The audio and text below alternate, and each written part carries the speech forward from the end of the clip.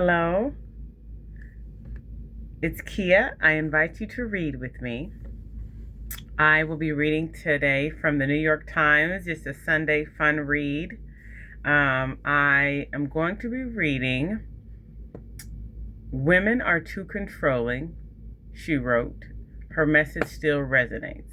The message in The Surrendered Wife, the best-selling book by Laura Doyle, was provocative. Many women credit it with saving their marriages. This is a New York Times article written by Vivian Yee, and photographs are by Isadora Kosofsky.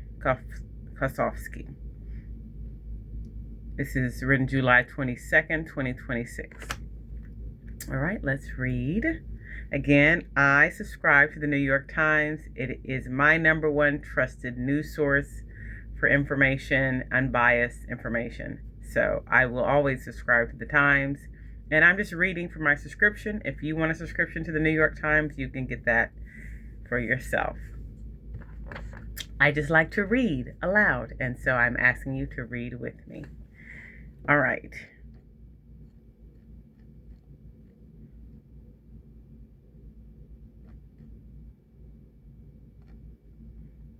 Laura Doyle, best-selling author of The Surrendered Wife and several other books that promise to teach women to save their marriages, no matter how offish their husbands might seem, has a question for me, the journalist who has come to Southern California to interview her. "Are you bossy?" she asks me, softly, almost shyly. "Are you controlling?" I flash back to my ex, who labeled me controlling for pushing him to quit smoking, go out more, eat what I want to eat, and take his shoes off inside my apartment. I stammer. Some people would probably say so.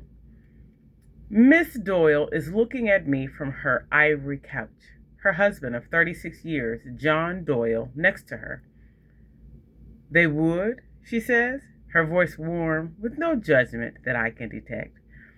"I wouldn't deny it," I tell her, "but I have a question of my own. Given that Mrs. Doyle considers herself a feminist, an ambitious, capable woman who was raised to be independent and has run her own company for nearly a quarter century, given all that, does she hesitate to describe women, including herself, as bossy and controlling? Because that is the premise of her books, the message she has been publishing, blogging, broadcasting, podcasting, and teaching her international network of relationship coaches since 1999.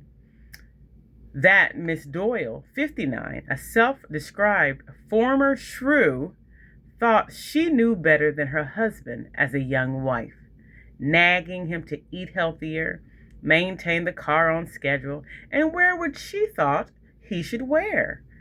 That begging and cajoling only made him turn up the TV and drove him from their bed.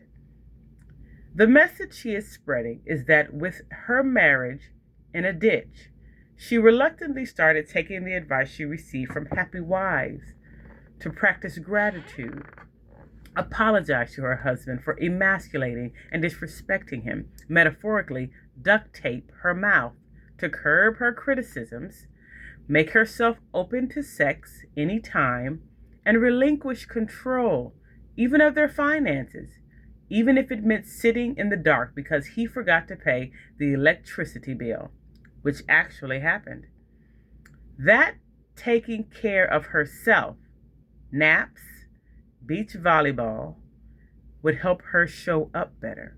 That taking care of herself, naps, beach volleyball, would help her show up better. That trying to change her husband got her nowhere, but changing herself gave her the marriage she had always dreamed of. That the intimacy returned so strongly that 9 years after marrying, she took her husband's name. That the intimacy skills, as she came to call her findings, would work for other wives, even ones facing abuse, adultery, or husbands with addictions. That women are fundamentally different from men, whatever modern notions of gender equality might say. That a lot of women are controlling and consequently unhappy. That becoming a surrendered wife will save your marriage, but it might also save you. The state of American gender relations is poor. Liberal-leaning straight women complain of heteropessimism, the conviction that dating men will end in tears. Young women increasingly reject marriage. Divorce is certain. Online spaces is hot. Gen Z women are the most progressive Americans, speeding further left as more Gen Z men supported President Trump. Many of the far-right online ranters of the manosphere paint women as mere conquest breeders who exist to serve them. The women of a manosphere splinter sect, the Red Pill women, theorize that men, captains in marriage, are naturally dominant and women, first mates, naturally submissive. Self-described Red Pill women may be a small minority, but they embody an increasingly visible axiom on the American right, that feminism is where it all went wrong. And if anyone asks them what to read, their answer is very often Laura Doyle. Their philosophy has an apparent symmetry with Miss Doyle's, which holds that men, with their drive to protect and provide, need respect like they need oxygen. Women who want their husbands to desire and cherish them, she says, should abandon the myth of equality. Instead of acting like smaller, less hairy men and shouldering everything because they think he won't do it or won't do it right, they should practice softness, vulnerability, and femininity, by which she means receptivity to gifts, compliments, and help with suitcase carrying, driving, and household tasks. She used to tell women with abusive, alcoholic, or adulterous husbands to leave, but later retracted that advice, saying that she had heard too many stories of such wives using the skills to save their marriages. If you want to leave, leave, she says. But if you want to fix your relationship, you can. You married him for a reason. Who am I to say, she says in our interview, I should have never said I should have never said to stay. I should never say to leave. I shouldn't say at all. One of her mantras is, you are the expert in your own life. The problem with reading Laura Doyle as some kind of manosphere apologist is that too many women of all types swear by her. Some would argue that's only because patriarchy is baked into us all. Be that as it may, the straight women of America and beyond evidently crave succor from someone like her. A hetero-optimist is a hetero-fatalist world. A hetero-optimist is a hetero-fatalist world. In a hetero-fatalist world, Since Miss Doyle self-released The Surrendered Wife in 1999, eventually hitting the New York Times bestseller list, her books have published in 19 languages across 30 countries. Friends Surrendered, then Friends of Theirs, then Women Around the Country and the World. Orthodox Jewish wives press her books on brides-to-be. Evangelical Christian and observant Muslim wives have surrendered. But so have many secular or not particularly religious women who see themselves as strong and self-sufficient, doctors and lawyers and business owners and homemakers alike. I almost gagged myself when I saw the title, said Darlene Davis, 66, a graphic designer in New Jersey who found The Surrendered Wife when her relationship was floundering. This was soon after Simon & Schuster published the book in 2001, adorning the cover with a red rose, but within 2 weeks, I saw the difference. Pre-surrender, Miss Davis described herself as a big man basher who joked about male foibles with the best of them. Her post-surrender diagnosis, because I'm a strong, independent woman who knows how to get things done, I was doing all these things, telling him what to wear and speaking for him, she said. That's great for business and all these other things, but it wasn't good for him. He's a very masculine man. He needs respect. She soon caught her future husband shopping for engagement rings. Miss Davis eventually became one of the first Laura Doyle certified relationship coaches, a group that now includes more than 600 women worldwide. The company mission, End World Divorce, says more than 15,000 women worldwide have received Laura Doyle coaching through programs including Ridiculously Happy Wives, while others are receiving private coaching. Amanda Blaine, 45, a nonviolent communication counselor, spent her 20s surrounded by progressives who embraced polyamory and avoided using gendered words, including man and woman. Uncomfortable and stereotypical femininity she briefly identified as genderqueer. During the coronavirus pandemic, a breakup led her to The Empowered Wife, published in 2017. Within one chapter, she felt as if Miss Doyle had been watching her relationship. The skills soon reunited Miss Blaine with her boyfriend. That December, she started coach training, which she said gave her the self-understanding to leave her boyfriend for good. She wanted kids. He did not. Now, happily married with a young son, Miss Blaine coaches the skills to women, including one with a non-binary partner, encouraging them to look past the old-fashioned language. You don't have to be a woman with a man to relinquish control of your partner, she said. It's just how to be a person in a relationship. But it wasn't easy. Admitting she was a woman who wants to bear a child and wants to be doted on by a man, she said. Friends scoffed at the skills. Her coaching program classmates were headed for divorce, one friend predicted.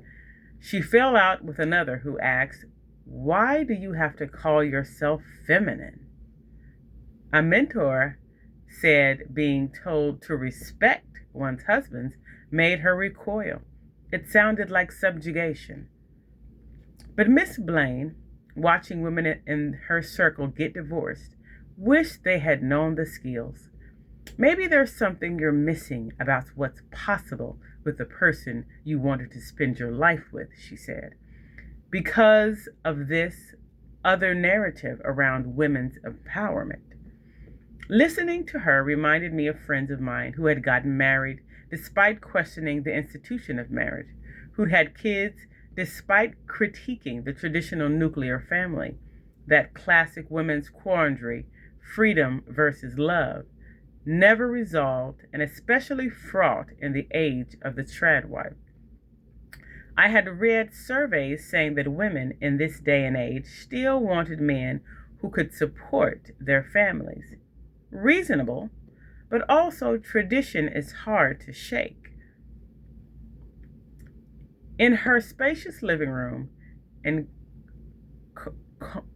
Corona del Mar, California, the blue-tiled pool her husband built her shimmering through the sliding doors beyond, Laura Doyle tells me she knows she sounds old-fashioned, even backwards. But she is no doormat, as she has been accused of telling other women to be. But she is no doormat, as she has been accused of telling other women to be. Her ambition and independence remain. But I think you can actually parse that control out, she says. Control comes from fear, she says. She would rather put positivity in charge. Surrendering, she says, helped me honor myself and be more successful in my career than I ever would have been. Honoring and respecting yourself, not only your husband, is one of Miss Dole's main perspectives. She and the Laura Doyle coaches in interviews I interviewed said the skills help them prioritize their own desires, stop martyring themselves to children or chores, take care of themselves, ditch resentment and blame, and gain dignity and humility. We ask, what do you want? We never ask, what does he want? Said Marissa Zueto, 49, a coach in Southern California. That's not submissive. They say they too wish men would do better. But if we're stuck with the world we have, not the world we want, the only thing that makes these women feel empowered is changing themselves.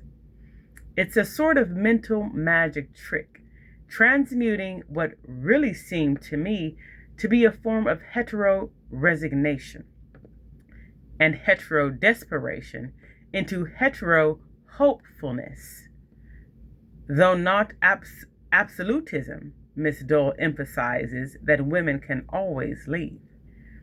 Mrs. Dole lays her hand over her husband, saying, I think it's okay if we want to be loved, not just have careers. I asked Miss Dole, 70, whether he thinks men could do more. He says his wife's self-improvement helped him step up. Before, you feel that nothing that you do is going to be right, he said. Now, I feel more willing to help and to do things, he said, because there won't constantly be a rejection or a criticism just for basically being who I am. Miss Dole was raised up the coast in Huntington Beach, California, the eldest child of a turbulent marriage. Her mother, a concert violinist and nurse, often pushed her father, who took x-rays at a hospital, to make more money. She raised Miss Dole not to depend on a man, and played her the 1972 Marlo Thomas record, Free to Be, You and Me, the groundbreaking children's album that sang gently of the egalitarian world without traditional gender norms. Miss Dole moved out in high school when her parents' marriage finally splintered for good. At San Jose State University, she met Mr. Dole, a video producer who had moved in next door. They married when she was 22. 4 years later, she writes, she was convinced she had married the wrong guy. Too embarrassed for divorce, she sought advice from happily married women. Their counsel horrified her. This stuff sounds crazy, she remembered thinking. I was afraid I was letting all feminists everywhere down by staying in a relationship where I was being mistreated. Desperate, she tried it anyway. When tempted to criticize or micromanage, she writes, she asked herself which she wanted more, control or connection. She repeated surrender to herself, shorthand for stop trying to control everything.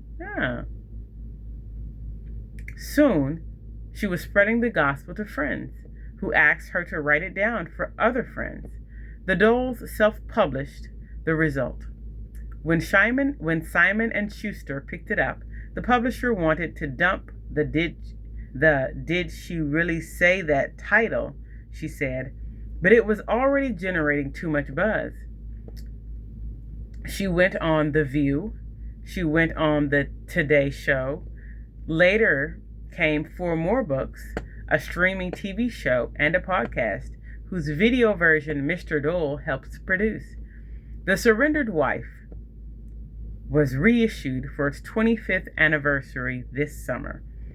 An adored wife app is coming. When I visit her, Miss Doyle is perched on a powder pink desk chair in her floral wallpapered home office, nodding and beaming affirmations at the assembled acolytes on a Zoom call for coach trainees. She raises her arms and cheers as she calls each name. Tess. Tess is here. There's a lot to celebrate. In her world, the wives are ridiculously happy, and the husbands are all great guys.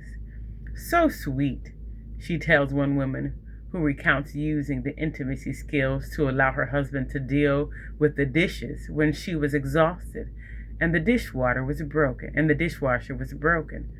You have a great guy, Catherine. That's awesome. Sounds like you're just a princess of your house, like I am at mine, she tells another woman whose husband cleaned the kitchen unasked. I can't help but think of the feminist complaint that men get applause for every chore they do, while women are just expected to do it. Very, very surrendered, I've got to say, she said to a third. Streams of red hearts keep floating across the screen as the other participants show support. It's hard not to be happy for all these women, even if some of the things they say startled me. One coach told me a client ended up in bankruptcy after relinquishing the finances to her husband. She prioritized preserving the relationship over blaming him. Still, I wondered, is it really this easy? And also, does it have to be this hard? A few interviewees acknowledged that it did not work for some women they knew, recalling one or two who had left their husbands. Then I found Jennifer Phoenix Allen, 45, a trauma therapist outside Minneapolis. Her 12-year marriage hit rock bottom in February. She had spent years frustrated with his parenting. He had spent years lying about using porn. She'd caught him secretly recording her. He wanted a divorce. She felt she needed to stay for their 8-year-old son, who had autism and ADHD. Enter Laura Doyle. And it worked. Because she was a feminist and she wanted her man, all men, to step up without her having to practice what often felt sneaky, like wearing a mask. Because she thought Laura Doyle advised being meek and demure, which grated. Because Laura Doyle told her to yield control of the finances and she needed a separate bank account for security.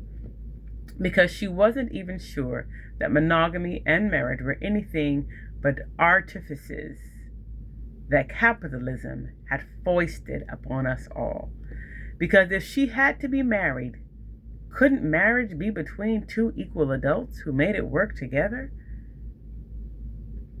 Why is it me having to do all these things, whereas he can keep on keeping on the way he always has? Miss Allen said. I have a hard time not just taking a giant step back and looking sociologically at how the F did we get here? Why are gender relations so incredibly messed up?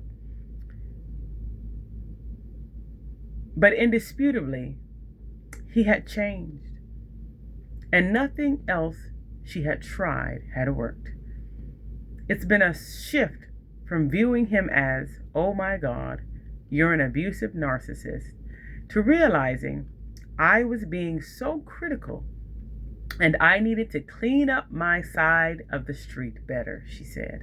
Looking back, was I more harsh to my husband than I needed to be? I believe I was. Was I harsher to my ex-husband than I needed to be? Maybe. Probably. The thing is, I'm no surrendered wife, and my current boyfriend is great anyway. I tell this to all the interviewees. Miss Davis, the longtime coach, told me, I must be practicing the skills subconsciously. And after all this time in Laura Doyle's world, who knows? Miss Doyle doesn't tell me that, but she does seem to suggest gently that unless I change my ways, I might repeat the same mistakes. That's what would have happened to her if she had exchanged husbands instead of changing herself, she says. Instead, the morning before I interview, Mr. Doyle cleans the kitchen. He does the dishes, as always. He makes her tea. When a photographer arrives to take their portrait, they pose together. "Your eyes are so blue," Laura Doyle exclaims, and smiles up at her husband. I like that. I've never read Laura Doyle's books, but I think I'd probably agree with them. I talk about that kind of stuff all the time with my husband because I think my life has improved dramatically by just listening to him, letting him do what he does, not arguing, letting him be the man of the house, and focusing on myself and my health and my well-being. My life has dramatically improved. Now, I am a better person for it. That's a fact. So, thanks for reading with me.